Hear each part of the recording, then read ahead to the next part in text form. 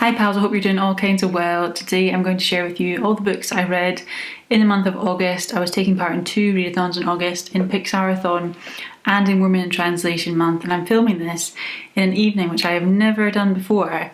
So I'm not sure what the lighting is going to come out like, but I'm hoping for the best. And yeah, I'm just going to keep going with it because I really want to share with you all these books that I've read. I read some really, really good books in August, and I read a lot of books, so I won't hang about. I'll just get into it and talk to you about these books. So the first book I read was called A Dutiful Boy, and it was by Mohsin Zaidi, and it was just fabulous. A memoir about a queer Muslim man and his journey to self-acceptance. It was very emotional, it was very lovely, like in terms of the narration, really beautifully told, just a really engrossing and wonderful memoir. I couldn't recommend it enough actually in terms of a memoir worth reading. It's definitely one that I would recommend, and I really, really enjoyed the listening experience. Couldn't stress that enough. I listened to the audiobook and I just thought it was really, really fab, so I would recommend that especially. I was on a bit of an audiobook kind of kick at the start of the month, so I also listened to A Kind of Spark by Elle McNicoll, which was a fabulous middle grade book about a young girl who is autistic and she lives in Edinburgh, and she becomes really interested in the witch trials that happen in Scotland, and she wants some kind of memorial and some kind of place of memorial to be erected. I think it's like a monument that she wants to be erected in the name of these witches that have been kind of burned at the stake, I guess, back in the day. And she's on this quest to kind of get this monument erected, and it's really, really lovely, this book. Lovely narration, really enjoyed the narration. I can't remember who the narrator is, but they have a really nice like Scottish accent, and it was just lovely to kind of hear that. I always enjoy listening to Scottish narrated books, being Scottish myself. I just think it's just so lovely, and obviously I don't live in Scotland, so it's just a little taste of home every now and then. But I really, really enjoyed this. There were also some little nods to Scottish culture which I really, really liked. Elle McNicoll is Scottish, and definitely you could see that kind of being weaved through in terms of little bits of like Scottish humour or Scottish culture in the book, and yeah, it was just really enjoyable. I definitely understand the hype of this book. I think it's very well deserving of the hype, and I cannot wait to read Elle McNicoll's second book, which is called Show Us Who You Are. Really looking forward to that now, even more than I was before. And yeah, I would actually really recommend this as an audiobook, which I haven't heard many people say, because as I say, the narration was just really nice. My next audiobook was called In Black and White, and it was by Alexandra Wilson. This is a really interesting exploration of race and class in the criminal justice system, and the kind of impact that that can have on you in terms of like sentencing outcomes, and in terms of, from Alexandra Wilson's perspective as a barrister, in terms of kind of how she was treated as a black working class woman in the criminal justice system, working in the criminal justice system, sometimes favourably selected for certain reasons, and sometimes kind of feeling kind of out of her depth in terms of understanding the cultural codes and things like that. I thought it was really, really brilliant. I thought Alexandra Wilson had quite a kind of, maybe it's because she's a lawyer, but you kind of can tell like everything is kind of said in a way that has a sort of like that she's kind of saying it in a way that she knows lots of people will read this book, and she's being careful about what she says, if that makes sense. So it wasn't a kind of expose of the criminal justice system or anything, but it was a very interesting exploration of race and class in the British criminal justice system. And Alexandra Wilson is based in England, so it's kind of based on the English and Wales kind of system rather than the Scottish system, for example, which is separate and considered separate, analysed separately in terms of statistics and stuff.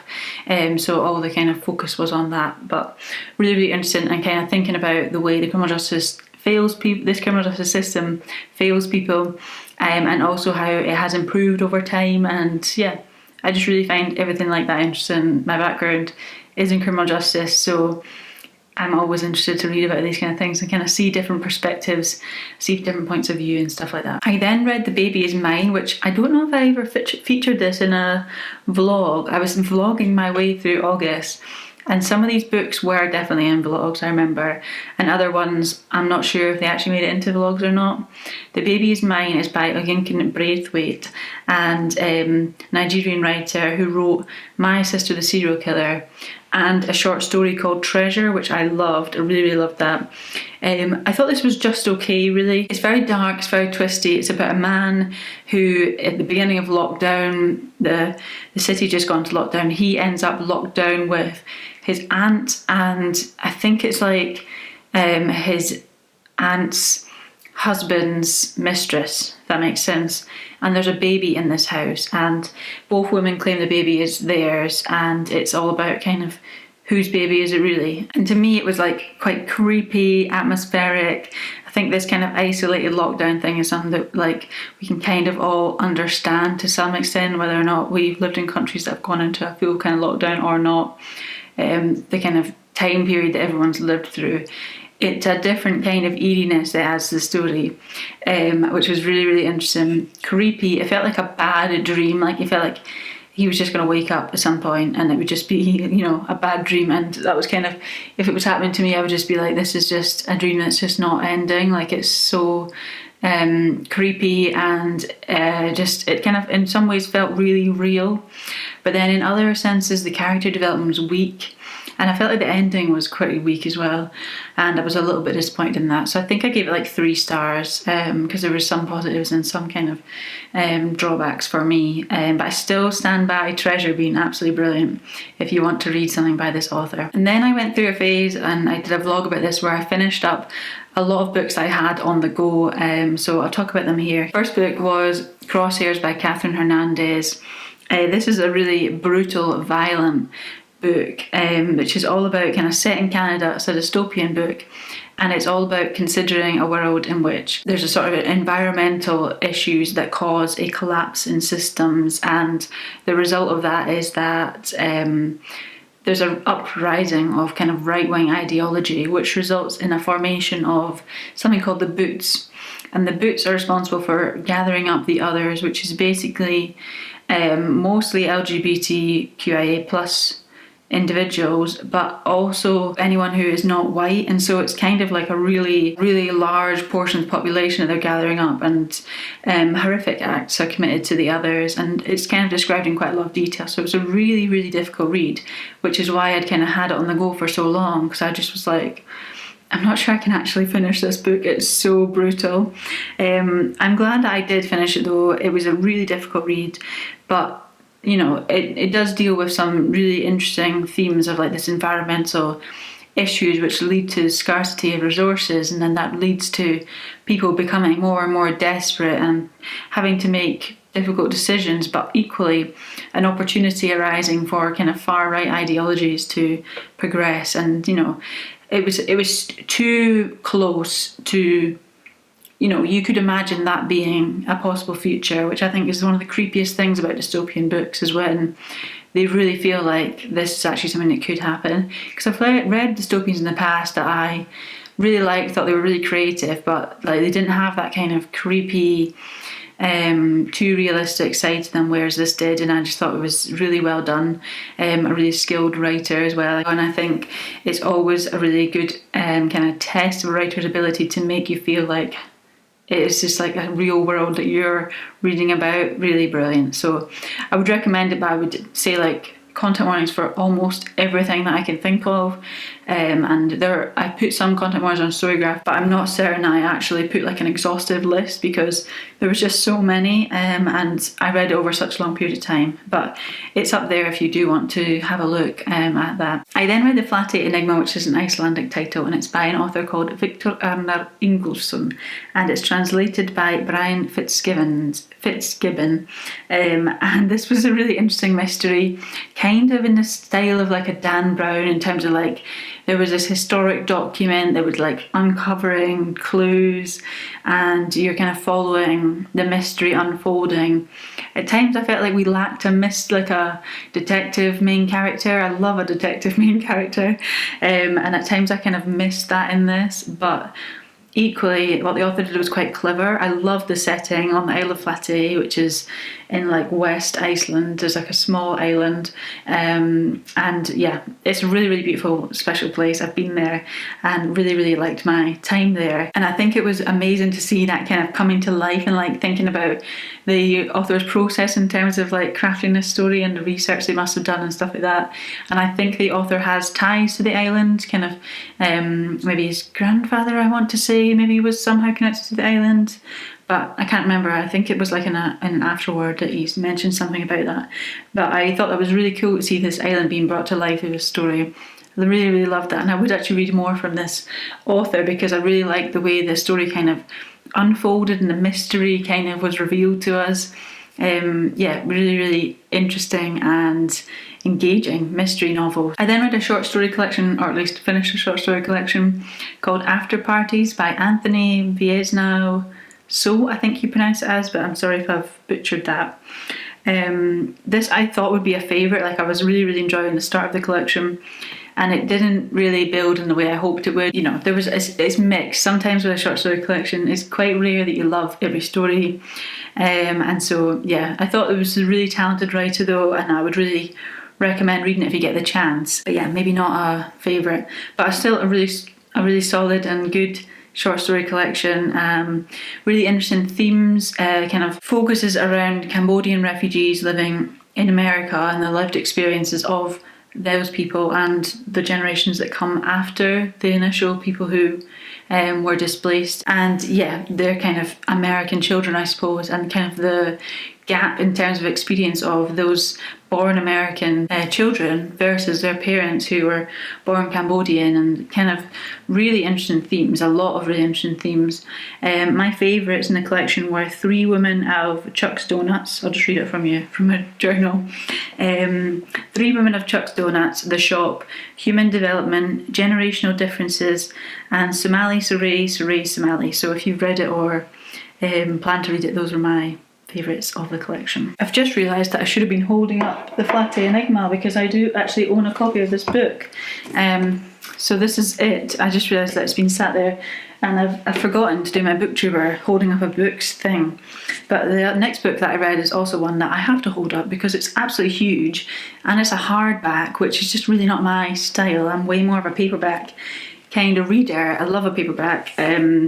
But I was so intrigued by this. I thought it would be absolutely fab. It's a sci-fi.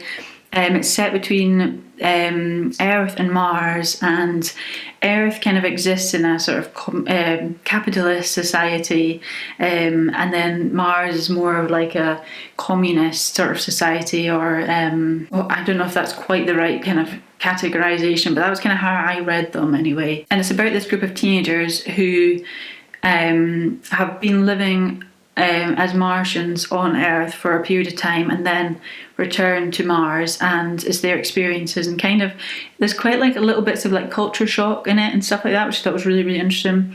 But most of this book is like political intrigue and like kind of sort of family drama as well, but there's really not a lot going on. This is like 600 pages, and I felt like it could have been 250 pages. Like, it was just way too long in my eyes. Like, maybe it's just me, but I really don't know how I got this finished, to be honest.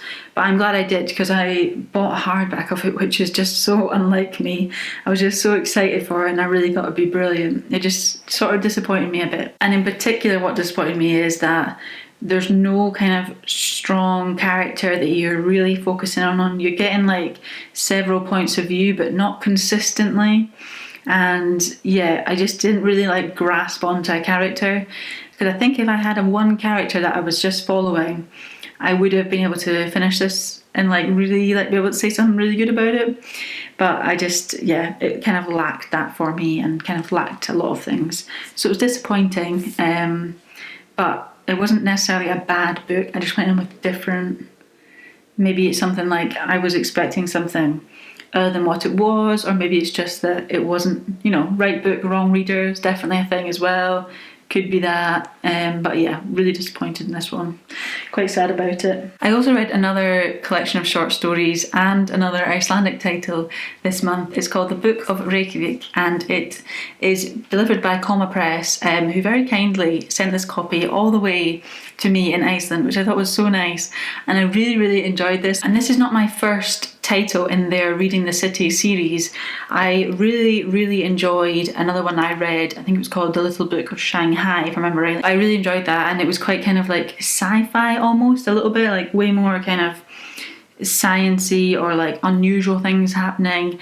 This was way more grounded in like reality and everyday lives, and kind of telling like real lived experiences of people who live here, which I really, really found interesting. I mean, I obviously live here, but still I think it was interesting to kind of think about the breadth of different experiences people were having in the city, and like bringing the city to life, and like thinking about, like, I don't know, sometimes you kind of get stuck in your own little groove, don't you, where you live, and you think this is just like what everyone's life's like. And this kind of made me think, like, oh no, there's actually a lot of different people living very different lives, all living in this same city. And I think if you've never been to Reykjavik, you might really get quite a lot out of this, and like in terms of like understanding Icelandic culture and like little things like that. My favourites, I think I tabbed them, did I? Oh no, I didn't. Oh no, I'm kicking myself, right. Okay, so I have read from Andrei Snare Magnusson before, but I really enjoyed his story Keep Sleeping My Love in this. To be honest, you probably couldn't go wrong with any of the stories. I enjoyed them all. There isn't one that I would say is particularly poor. The first sort of 3 or 4 were probably my favourite. Island by Friðgeir Einarsson, The Gardeners by Einar Mar Gudmundsson, Home by Thríðar Ísberg, and then I still really like the rest, but I think those might have been my favourites. I'm trying to think of what the one is that was just really, really impactful and tells you a story of Iceland that you might not have heard before. There's been quite an uprising actually in terms of like Me Too movement in Iceland, and yeah, it's Home by Thríðar Ísberg. I thought that, and it's translated by Larissa Kaiser. And yeah, I thought it was really, really impactful. It's about a woman who walks home in Reykjavik, and it's about kind of her thoughts and feelings along the way, and the kind of fear that she lives with. And I think coupled that with like the lived reality of the stories I'm seeing on social media, knowing that that's the real lived experience of a lot of people, and then reading this, I just felt like it was just really, really impactful. I think a lot of women all across the world will relate to this story, and it's kind of like it's written as like, you do this, you never take that street after dark, and there's another one, you never go down anymore either, even though it's the most direct route home, since you found out a girl was attacked there a couple of years ago. And it's kind of like written in this way that's like, you feel like she's talking to you, like, you never do this. And you think like, yeah, I don't ever do that because that is why, and these are the thoughts that, you know, you have. But yeah, I thought that was fantastic, that story. And there's just so many, to be honest. I'd definitely be checking out more from all of these authors. There's another one about foxes as well, which I thought was lovely. And it's a man who goes out at night and watches the foxes, Arctic foxes, which I've never seen an Arctic fox come anywhere near the city, but I still like that kind of imagining. So yeah, I really could not recommend this enough. I want to do like some kind of like video of it just dedicated to this, because I could talk and talk and talk about it. But let me know if you're interested in that, and I could do something, pull something together. I also read The Heart Principle by Helen Hoang, which is a romance novel, so another genre that I'm throwing in the mix this month. Really, really enjoyed this in a lot of ways. Really liked the 2 characters at the centre of this. Thought they were very like kind of likeable people in a sense. It's a romance, but it's also very sad. It covers a lot of themes like family bereavement, family long-term illness, burnout, autistic burnout in particular, the kind of struggling with self-acceptance, mental illness, just lots of different things that are quite heavy topics really for a romance. And I did find that they went a little bit too heavy for like I often read romance to kind of as a sort of escapist or kind of upbeat in some way, you know, and I didn't really feel like I got that with this book. What I got instead was more of like a thoughtful, introspective, interesting novel about our central character, and I almost feel like we didn't need to have a romance. Like, it didn't need to be billed as a romance, and I know that's totally against Helen Hoang's usual kind of vibe, but I just felt like with this story we didn't really need it, and maybe the book would have been better, at least if that had been more subtle and it been kind of, we get dual perspective narration, which is what Helen Hoang always does.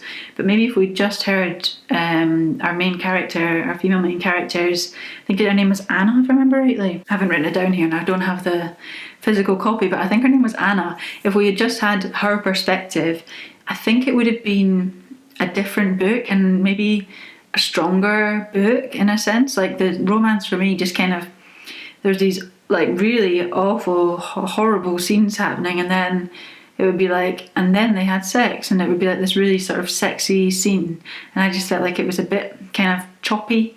It wasn't really working for me personally.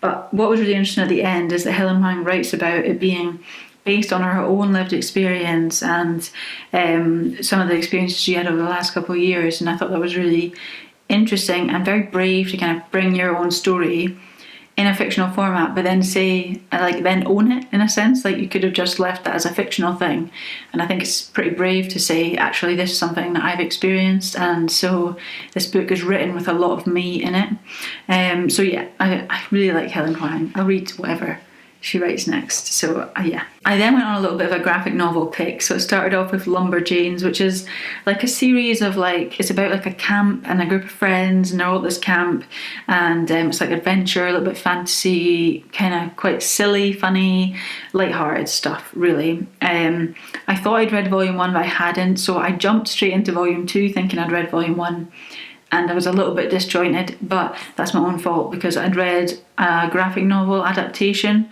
and I thought I was reading volume 1 at that point in time when I read it, I think about a year ago, but I wasn't. Anyway, I did enjoy this. I thought it was fun, ultimately quite forgettable, but I would be tempted to continue the series and just kind of pick it up when I'm looking for something light-hearted, because that's exactly what it was. I then read Papaya Salad by Elisa Maceralli, and translated by, I did this last time, the translator is written in a really strange place, translated by Carla Roncalli di Montorio.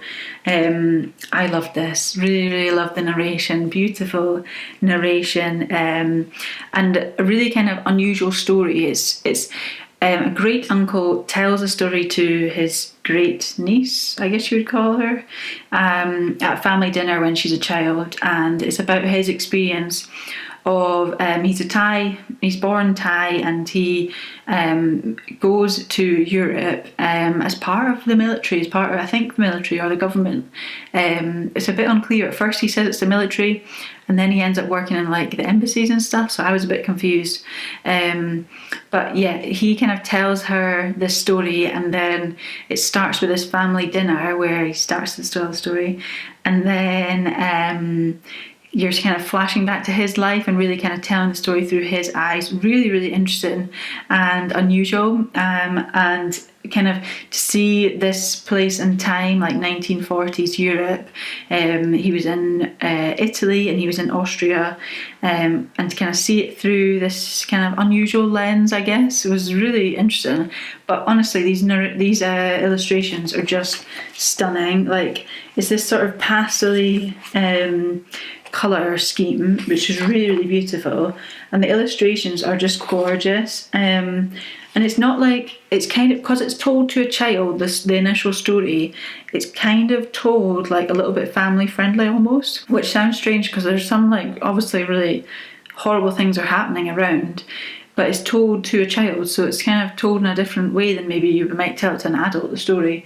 And I think with this kind of softer palette as well, it just made the story seem less intense, I suppose is what I want to say. I'm not sure that that's really what I want to say, because there are really not nice things that happen, but I thought it was beautiful and really, really rated it. I was even looking up the author, illustrator, Elisa Maceralli, to see if maybe there was something else that they had published that I might enjoy, but yeah, really rated this, really loved it. I then listened to Strange Beasts of China by Yan Ge and translated by Jeremy Tiang. Really enjoyed this collection of interconnected short stories set in China about Strange Beasts, I guess, as the title is, really interesting. I loved the descriptions of the beasts and kind of getting to know them and understanding how our narrator knew the beast and was connected to the beast. I think the first story was my favourite by a long way, and it just was like, I couldn't stop listening to it. I just thought it was so beautiful. But then as the collection went on, we got more of our narrator, who I was less interested in, to put it kind of bluntly, and less of, like, not less of the beast, but the beast stories became kind of repetitive. Like, they weren't really so different from each other. They were, but they weren't like dramatically kind of different. They had different kinds of stories, and I loved the kind of thoughts about like reincarnation and the soul and stuff like that. But I thought I had high hopes at the first story. I thought it would be a 5-star, and as it went on, I just thought maybe this isn't quite exactly what I hoped it would be, which is a little bit disappointing. But the world building was beautiful, and the descriptions, and we had this narrator who was like studying the beasts and like writing short stories about them as a novelist, working with a professor who was interested in the beasts as well.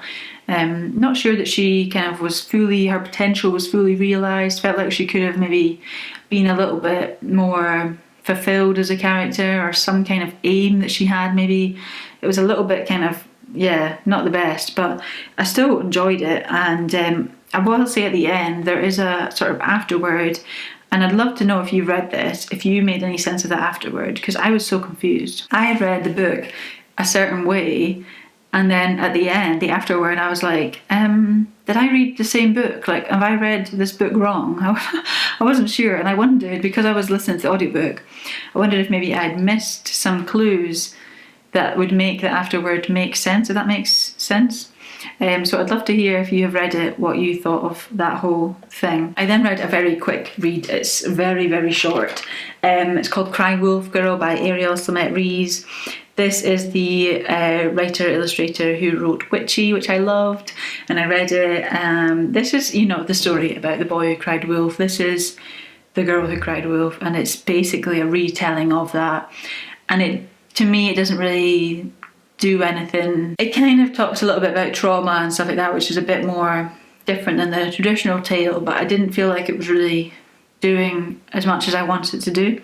And also, this cover to me makes it look like it's really bold and exciting and like bright coloured and kind of fun, and the inside is all black and red, which was disappointing only because I looked at this cover and expected it to be a different thing inside than it is. So I don't know why they decided to make the cover this way, but hey ho. Very short read. I read it in sort of 15 minutes or something, but I'm glad I read it because I do want to read more from Ariel Slamet-Rees, and I think I'll just stick to maybe a longer piece where there's more opportunity to develop the themes, etc., which I think is kind of what was missing with this one. And in my graphic novel kick, I picked up the 4th instalment in the Heartstopper series by Alice Oseman. I really enjoyed this. Felt like it was a bit heavier, but in a good way, because sometimes I felt with the previous volumes that they have lacked like a bit of depth, or a bit of like kind of going into the themes in any great detail. Like, for example, when one of our No, I probably shouldn't say that because I think that's a spoiler. But I did really like this. It's another continuation of the series. If you don't know what it's about Nick and Charlie, who are teenagers and they have a romantic relationship together, and they're very sweet and lovely, and it's very enjoyable to follow their story. I'm looking forward to the 5th one in the series coming out. Is that next year? I'm thinking it might be next year. And I think there's also a TV series. I've kind of bought in emotionally to Nick and Charlie and their story, so I'm keen to see where it's all going to go, and like I guess you might call it like a franchise, like what's going to happen once the 5th volume comes out. Is it all just going to end? Will there be books? Who knows? Let's find out. I then mixed up the genres again, and I read a poetry collection. It's called Here We Are by Kjartan Ragnarsson, an Icelandic author, very young by the looks of their sort of picture in the back, and the information about them. So he is a student at the University of Iceland, studying political science and English, and this is his first published poetry collection. And he published it in English, I believe. There's no note of a translator, and the way that he plays with language, I think, it's not something that you probably could translate. Things like he includes Scots and things in the writing, and the way the kind of rhythm of the text flows.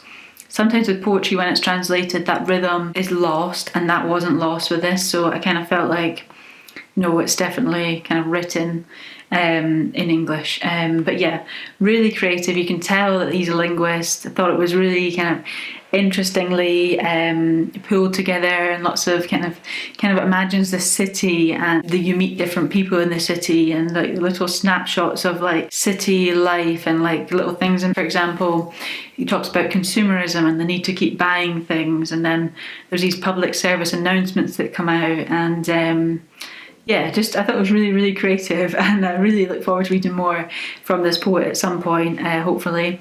And yeah, I would recommend it. I don't know how available it is internationally. I've only seen it available via Icelandic sellers, and this one's from the library. So if you are in Reykjavik, you can get it at the library. But fingers crossed it's available where you are. But yeah, finally I read Elsewhere Home by Leila Abilela, a short story collection, which I did enjoy. Every time I read a story, I really, really enjoyed it, and then most often I kind of forgot about it. Like, I know that sounds really strange, and that is very, very strange for me, but I really couldn't tell you much about the stories. I know the themes, you know, about belonging and home, often immigration, and kind of thinking about cultural differences and culture shock, and how you make a home somewhere new, and whether or not you want to make a home there. And really, really enjoyed the themes. I don't remember many of the characters. The last story is probably the most memorable to me. It was called Pages of Fruit, and it's about somebody who falls in love with this author, loves their work, thinks that they are really similar people, would be great friends in real life, and then meets them, and them not being exactly as they think they are going to be, and the things that they didn't pick up in their writing, which actually they discover when they meet the author, in terms of like their views and things. I thought it was really, really interesting, and kind of quite culturally relevant to where we are just now in literary fields, where people want to understand more about authors and feel entitled to information, and there's a whole conversation about whether or not readers should be entitled to information about authors, or whether, you know, authors should be allowed to just publish books and then, you know, never make commentary about other things. And lots of interesting conversations that go on in the literary fields. And I felt like that story kind of spoke to that a little bit, and I really liked that. One of the things I found really, really enjoyable though is like the lens of looking at Scotland through like an immigrant's eyes, and like thinking about how it might be to arrive in Scotland, and like whether or not that'd be a welcoming place or an unwelcoming place, and all of that I found really, really interesting to think about. And Leila Abilela has lived in Scotland a long time. I think she lives in Aberdeen, but originally was born, I think, in Sudan. I think she was born in Sudan, and has lived in Scotland, I think, like 20 years or something, a really long time. And kind of the reflections and the thoughts about Scottish culture, I found that really fascinating. So that is everything for this wrap up. This might be my longest wrap up yet, and hopefully the editing process is I'm able to kind of condense this down. If not, then thank you so much for making it this far and for listening to me ramble about all these books. I can't remember exactly how many I've read. 17 books, which you probably knew because it was probably already in the thumbnail or title or something. That's a lot of books for me. Last month I read 2 books, so this feels like a lot of books, and I hope I've done them all justice. Let me know if you fancy picking any of these books up after hearing me talk about them, or if you've read them. I'd love to discuss them with you, because it's always funny reading books. It's such a solitary thing, and it's so nice to talk to people about them and share our experiences of books. So yeah, I really look forward to doing that, and thank you so much for watching again, and I will see you again in my next video.